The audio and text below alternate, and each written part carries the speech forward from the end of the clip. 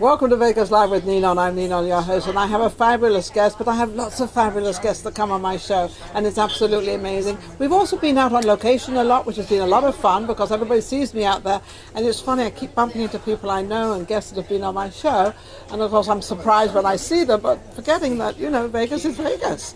And of course I have the wonderful, fabulous Jonathan Scott. Yeah. Well, thank you so much for inviting me over. Absolutely. You know, I've been trying to get this guy on my show for some time now. Yeah? Yeah, I have, but maybe you never got the message. A lot of people don't get their messages because they send it to their manager or to somebody else, and it never actually gets to the person. So that's why I got in touch with you personally myself and thinking, maybe I should just call him myself. Yeah, I'm surprised that you've been here for 3 years now. That's great. I know, isn't that amazing? Yeah, I wonderful? love this location. Isn't it fabulous? I love the Peppermint. It's one of the sexiest places for like a last stop on a date. If you don't score after... If you don't score after coming out, then you're going to forget it. Forget it. Forget the whole Because thing. this is sexy, romantic. It's got it all. You know, this place has been here since 1972. It's one of the oldest restaurants still here, and it's like, you know, I mean, all the famous people, and of course there we have more famous people because we have Jonathan Scott here. Well, you. Now, Jonathan, you have been in the news media and the media for many, many years from Chicago. 40 years, yeah. 40 I've been years. broadcasting, I figured out the other day,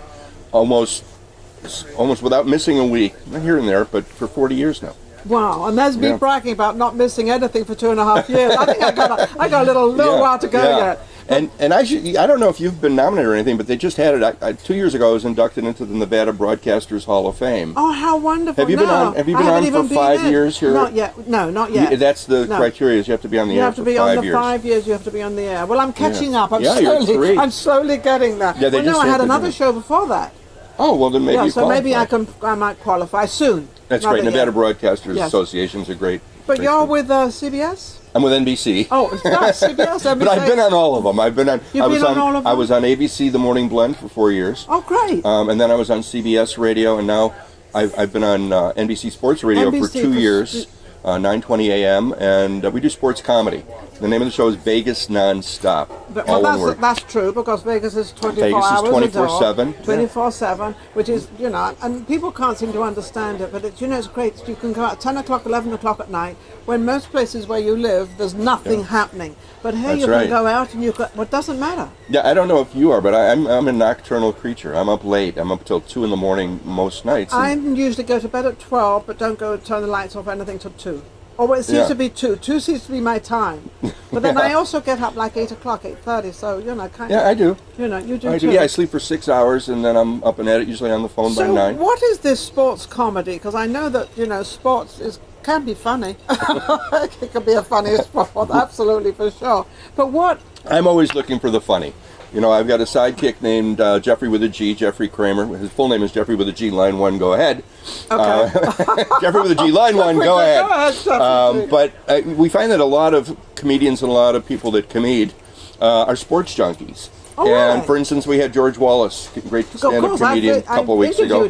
George is a wonderful human being, but he's also funny. And so we'll get headliners that come on the show and talk about their favorite teams. And I'm always looking for funny things like the muscle hamster. I'm looking for fun. I'm looking for funny names. I'm looking for anything that I can make a joke about, and then I frustrate everybody else. Because some people call it the goat rodeo because I'm talking about everything, but it's really an around town kind of a show. You know, things to do, places to go. Yeah, and I think, you know, putting comedic into something, you know, everything's so serious these days. Yeah, we don't do any hard news. If they want hard news, they can go to Fox, they can go to CNN. We don't do any hard news. You don't do any which is no, I mean, we're looking for very funny. Appealing. I mean, here's as close as we're going to get, okay? We have a comedian friend of mine, John DiDomenico. I don't know if you've met John. But he's the #1 Trump impersonator probably in the world. He's been on Conan O'Brien 70 times. He and I banter, and he's unlike a lot of comedians because he'll let other people be funny. Which is nice. So we've been talking about Steven Seagal. And this is kind of, I'll look for that. Well, he just became something in Russia or something. Ambassador. He became a Russian citizen, and he's our ambassador from Russia. But he's also a blues singer. I know. Well, I met the guy. To me, that's funny. Oh, I think it's hysterical because when I'm listening at the news and I'm thinking, Steven Seagal, you're the ambassador? Yeah. In Russia? Yeah. For It doesn't even, it's like, are we living in a bizarro world? I thought you were an actor in Hollywood. And a blues singer. So John and I are working up a sketch where we're going to write the low-down, dirty Vladimir Putin blues. So we're working on that. Are we going to play this when Vladimir Putin comes to America? When he becomes our president. Yes, when he becomes I don't know what's going on. When he arrives in America, you've got to play that for him. Well, the last thing that we did that was funny was the whole Stormy Daniels thing. So, I mean, so we'll look at, that's as close as we get to any news with Stormy Daniels. We wrote a comedy sketch. It was about the same time that the Adult Video Awards were here. And I met this woman that had the largest breasts that I've ever seen in my life, like the size of my head. Keep your eyes off, So I right? cast her as Stormy Daniels, and she was from Russia, and she didn't even know who Stormy Daniels was. And then we cast an actor. Nobody did, actually. Nobody knew until then. And we cast another improv actress named Amy O to play the manicurist that got in trouble with Steve Wynn. And my stage direction was very simple. I said, pay no attention to Trump. He's sitting in the middle, and they're on each side. And just talk to each other. Pay no attention to Trump. His stage direction was to try and explain to them what a gag order was. And it was 7 minutes of comedy gold. It just worked. That worked. Yeah, that How worked. do you think of all those things to do? Because obviously you're picking a lot of it out of the news media. Well, I think funny. Serious stuff. I could find funny in almost anything. Like you mentioned Stormy Daniels. Who had ever heard of Stormy Daniels? All of a sudden she comes all the way up. She's got her publicity, and now she's kind of vanished. What? No, I don't think she's vanished. But whether she's not in the news media as much. So I often wonder what happens to them, because this happens a lot with these women. Well, they get their 15 minutes. As Andy Warhol said, 15 minutes of fame. I sat next to Andy Warhol at an opening, and I didn't say a word to him. I sat this close to him for 15 minutes. Cocktails, Exactly. cocktails. I gotta go. My rights are. No, hang on a second. What the hell already? 15 minutes, and I got up and left next to Andy Warhol. So yeah, people get their 15 minutes of fame, and we love gossip in this country, as you know. This country, we love but it's gossip. so serious. Well, so I love what you do, because it brings. There's a lot of comedians actually in Vegas. I'm here to entertain, and I know my role, and I was saying before, I'm Bobo the Clown Boy. My job is to make you laugh.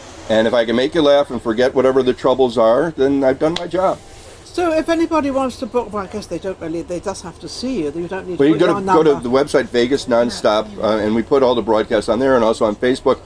Friday, we broadcast live. We do our podcast from Sapphire Pool. Sapphire Pool and Day Spa, which is now topless. I was going to say, isn't that It's now topless. I mean, the Sapphire Club, I'm like thinking, wait, hang on a second, that's But the pool. Yeah, the pool. I've been in the Sapphire Club. I know I'm not a man, and I did go in there. But they have Sapphire, the Men of Sapphire, also for women, where they have bachelorette parties, and they have the Sapphire Comedy Hour right before that. So they do have male strippers. So they have topless pool now. They have a topless pool. And my joke, and I say that everything is better with boobies. Boobs and boobs can solve the world's war problem. If they had booze and boobs, booze and boobs, they go together very well. How can you be mad at somebody with boobs in your face? I don't know. I'm not a boob you woman. have some. You have them. Boobs. It's like, I said, yes, I do have them. I've had them for a long time too. And I'm sure they're spectacular. Oh, they're the best in the entire world. I like the Seinfeld. But the funny thing is coming from Europe and being in the south of France and more boobs, liberal, right? Well, we're very liberal. So when they talk about this exposing their boobs and doing all that, I'm like, look at that. What earth are you all on about? This is like in Europe, it's like it's no big deal. But here they go nuts and they go crazy. I know. But they're also, I've noticed but in America, that they're very shy and preserved about sex. Yes. It's like they talk about it like it's a dirty thing, and it's the most beautiful thing in the world. I don't get it. It's almost like we've become more conservative. The 60s and 70s were more liberated. Looser, yeah, and now it seems like there's this new morality, if you will. Well, I think it's, I mean, we can probably say why, because all these women are coming out. There's something that happened 30, 40 years ago. You know what bothers me about that, though, is that they were both about the same age when it happened. So you're not turning around and saying, well, there's an old man trying to take advantage of a young woman, because they were both the same age. Oh, the casting couch is part of Hollywood's fabric. Well, you don't think Samuel Goldwyn or any of the old guys? They've all done it. I mean, Hal Roach was a very, very good friend of mine. Great. And he told me... He's still alive? No, he died. Yeah. He died at 100 and a half. We haven't put the half in there. Wow, what a great career. Oh, he had a so fabulous... funny. Oh, I've got stories about him. Oh, I bet. Oh, Metro Goldwyn Mayer and all these people. Oh, my goodness, stories. But I've always noticed that it's like a dirty thing in America, and it's not. It's, so I love what you do. comedian. Jonathan Scott, absolutely amazing. Well, it's a hashtag Me Too, but I think it should read Pound Me Too. Pound Me Too. I love it. Thank you so much for coming on, Jonathan. Thanks for You're inviting me. amazing. Now, the Rolls Royce is not running? No, the Rolls Royce. No, the Bentley actually. The Bentley is in the hospital. No, it has to have. It's an air condition thing that's gone wrong. Oh yeah, you're going to need that. Yes, and I need air 100 and conditioned hell hair. outside. So but it's fine. It's still working. It's still out there, and I'm still. Well, thank you for mentioning the baby. Actually, my Bentley's name is Priscilla. People don't know I'm a car guy, but I didn't know you were a car guy. Oh, we'll have to go out to dinner, and I'll have to pick you up. I'd love that. Would we you could like we that? could do like comedians in cars getting coffee. There you go. Get your wonderful crew here, and get little cameras. Just drive around Vegas. Vegas with our coffee. Thank you so much for coming on. Thank you, Ninon. Absolutely great. We'll be right back. Vegas Live with Ninon.